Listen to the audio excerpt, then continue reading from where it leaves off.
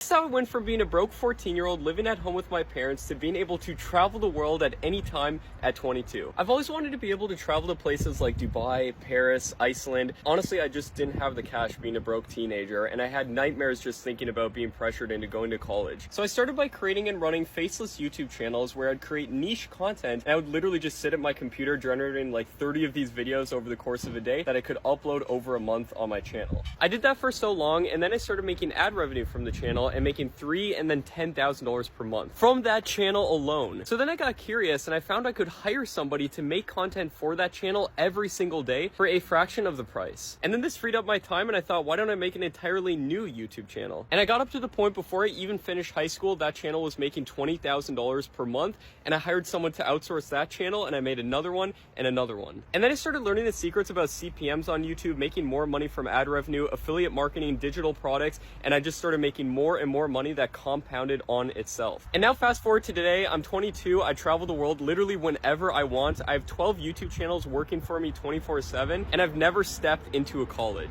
Follow me to learn more.